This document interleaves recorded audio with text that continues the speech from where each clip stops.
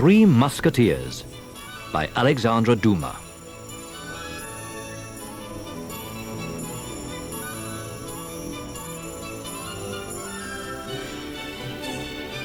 One morning in April 1625, the little French town of Meun was in a state of great excitement. In those times, fighting was common in France.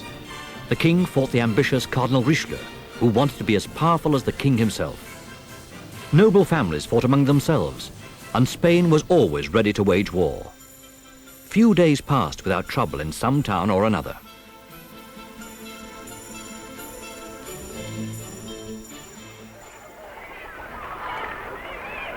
On this particular day, a crowd had gathered outside the inn. The cause of all the stir was the arrival of a young man. He was riding the oddest horse the townspeople had ever seen. It looked so comical that many of them wanted to laugh. Only the length of the sword at the young man's side and the proud gleam in his eye stopped them from doing so. The young man was called D'Artagnan. He was on his way to Paris, where he hoped to fulfill his dearest wish, to become a king's musketeer. His father had given him a letter to Monsieur de Treville, an old friend who was now captain of the Musketeers. As he dismounted, D'Artagnan caught sight of a gentleman with a scar on his temple sitting at the inn's open window. He was talking to two others. They were laughing, and D'Artagnan was sure they were laughing at him. This was more than he could bear. Tell me what you are laughing at, sir. He called furiously. Then we will laugh together. I was not speaking to you, sir. Are you laughing at me? Demanded D'Artagnan, drawing his sword. I laugh as I please, The man replied, turning away and reappearing in the doorway. Angrily, D'Artagnan lunged at him. Startled, the other man drew his sword. At the same moment, the innkeeper and several onlookers, anxious to prevent a fight, fell upon D'Artagnan. He was knocked senseless in the struggle and carried indoors for attention. When the innkeeper returned, the gentleman with the scar asked how the young man was. "He will soon recover," Replied the innkeeper. "I don't know who he is, sir, but he carries a letter to Monsieur de Treville in Paris." Indeed. The other man became alert. I would like to know what is in that letter. He is a nuisance, this young man. Please make out my bill. I'm leaving. I must meet Milady, and I do not wish her to be seen by him. Soon afterwards, partly recovered, D'Artagnan limped into the courtyard. The first thing he saw was the gentleman talking to a beautiful young woman in a carriage. What are the Cardinal's orders? She was asking. You must return at once to England. Keep watch on the Duke of Buckingham.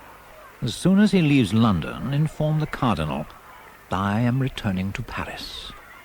D'Artagnan rushed forward. Stand and fight, sir. He demanded. Would you dare run away from me in front of a woman? Seeing her companion lay his hand on his sword, Milady touched his arm. Remember, delay could ruin our plans. You're right. He agreed. Go on your way, and I will go on mine.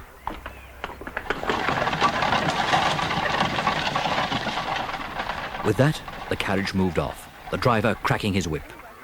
The gentleman jumped on his horse and galloped away in the opposite direction. Coward! D'Artagnan called after him, but he was gone. D'Artagnan was ready to leave for Paris when he found his letter to Monsieur de Treville was missing. My letter. It's gone. The innkeeper hastened to protect himself. "Oh, that gentleman must have taken it, sir. He showed great interest in it." The letter seemed to be gone for good. All D'Artagnan could do was hope Monsieur de Treville would see him without it.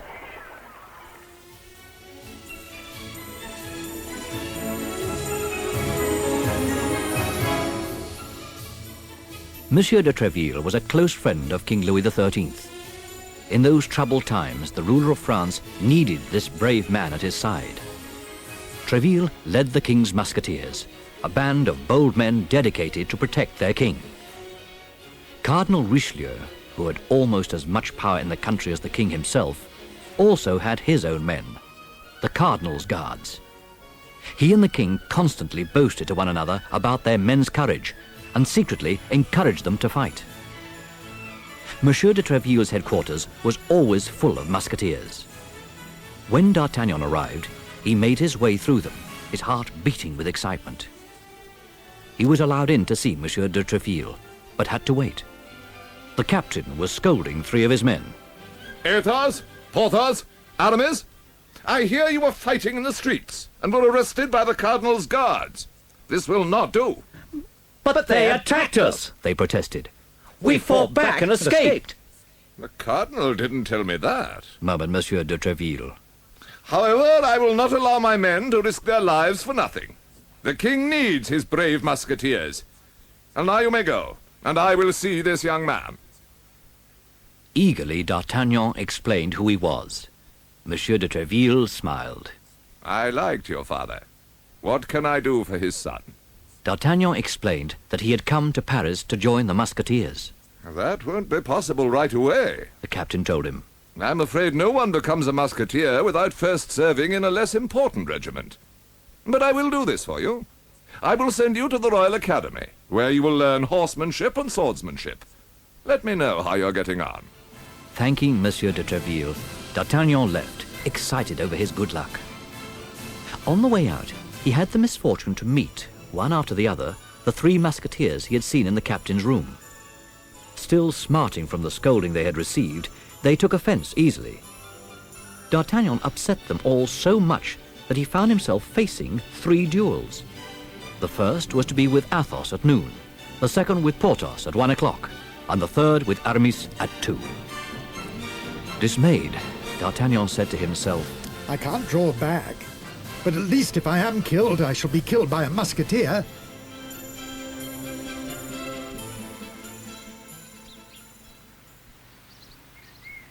D'Artagnan knew no one in Paris.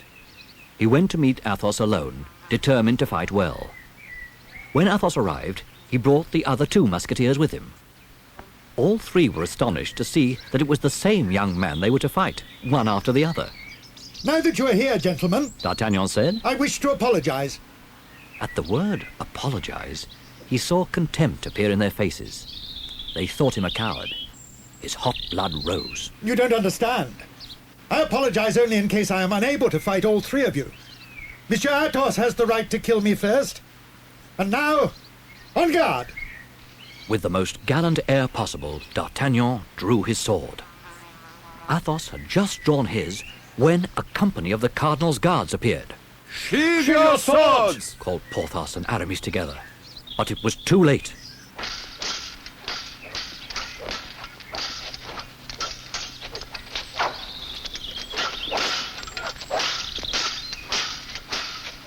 Fighting, musketeers! Cried one of the guards mockingly. You know that isn't allowed!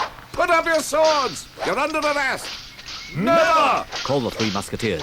There may only be 3 of us, but we will fight! You are wrong. There are 4 of us. D'Artagnan said quietly. Try me. What's your name, brave fellow? Asked Athos. D'Artagnan, monsieur. Well then, Athos, Porthos, Aramis, and D'Artagnan, forward! Swords clashed, and men cried out as they fought fiercely to and fro. The cardinal's guards were also good swordsmen, but at last they were beaten off. Afterwards, the 4 returned to Monsieur de Treville's headquarters, arm in arm. D'Artagnan's heart swelled with pride. I am not yet a musketeer, but at least I must be an apprentice. The affair caused a great fuss. Monsieur de Treville scolded his musketeers in public, but congratulated them in private.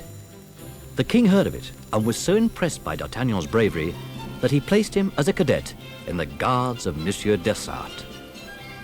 From then on, D'Artagnan and the 3 musketeers were the greatest of friends. D'Artagnan learned about life in Paris and about the court of King Louis XIII and the lovely Queen Anne. He was happy and looked forward to the day when he too would become a musketeer. One day, while D'Artagnan was resting in his lodgings, his landlord, Monsieur Bonacieux, came upstairs to see him. I have heard you are a brave young man, D'Artagnan. I need help. Constance, my wife, has been kidnapped. Kidnapped? My wife is seamstress to the Queen. Monsieur Bonacieux explained. She's more than that. She's one of the few people the Queen can trust. D'Artagnan had heard a great deal about the Queen. She was a lonely woman. Everyone knew that the king no longer loved her. The cardinal had once cared for her, but she had rejected him. Now he plotted jealously against her. The English Duke of Buckingham, a powerful man in the government of his own country, had fallen deeply in love with her. But England and France were not friendly. Monsieur Bonacieux sighed. I think my wife was kidnapped to see if she would tell the Queen's secrets. Only the other day she told me the Queen is frightened. She thinks the Cardinal has written to Buckingham in her name to lure him to Paris and into a trap. You think the Cardinal has taken your wife? I fear so, replied Monsieur Bonacieux. One of his men was seen when she was carried off. He was a gentleman with a scar on his temple. D'Artagnan started up. That sounds like the man I met at Meung. He exclaimed. Will you help me? Begged Monsieur Bonacieux. You're always with the Musketeers, who are enemies of the Cardinal. I thought you and your friends, while helping the Queen, would be glad to spoil his plans. I will do what I can. D'Artagnan agreed. And if the man who carried off your wife is the man I think he is, I will be revenged for what happened to me at Meung.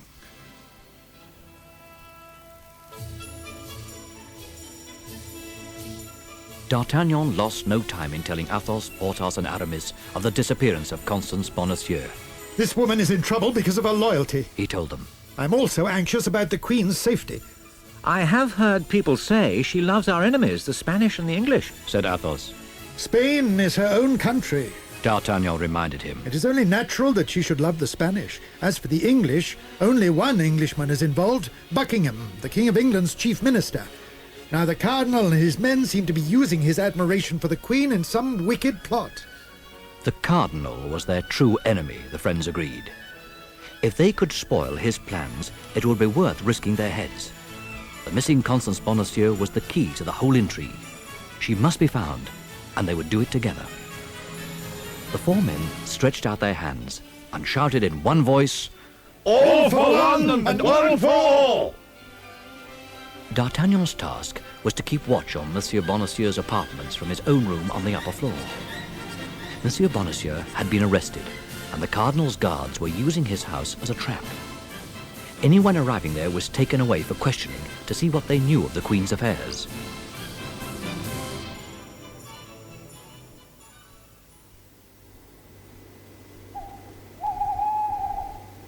Late one night, D'Artagnan heard cries from downstairs. Realizing it was a woman's voice, he drew his sword and rushed to the rescue. The woman was Constance Bonacieux herself. She had escaped and returned home. The Cardinal's men had followed her, but surprised by D'Artagnan's attack, they ran away, Thank you for saving me. cried Constance Bonacieux. Now I must go. There is something I have to do for the Queen. A few hours later, D'Artagnan was astonished to see her in a dark street. She was with a musketeer who looked like Aramis. What were they doing? D'Artagnan hurried up to speak to them, and found the man was a stranger, disguised in a musketeer's uniform. He was the English Duke of Buckingham. Constance Bonacieux was taking him to a secret meeting at the Louvre with the Queen. Please don't give us away. Madame Bonacieux begged. You can ruin us all. D'Artagnan shook the Duke's hand. I will make sure you reach the Louvre safely. At the Louvre, Madame Bonacieux led the Duke into a quiet drawing room. Buckingham had come to Paris in answer to a message supposed to be from the Queen. On his arrival in the city, he had learned the message was a trap set by the Cardinal. Although the English Duke knew he was in danger, he refused to return to London without seeing the Queen. He waited, unafraid, while the trusted Constance Bonacieux brought her mistress to see him. Buckingham turned as the Queen came into the room, her lovely face pale. She implored the Duke to return to England in safety. She made him promise not to see her secretly again. It was too dangerous, Come as an ambassador with guards to defend you. she said. Then I will know you are safe. Very well. Buckingham agreed. Please give me something of yours, perhaps a ring or a chain. I will wear it to remember you. Queen Anne thrust a rosewood casket into his hands. Take this and go before it is too late.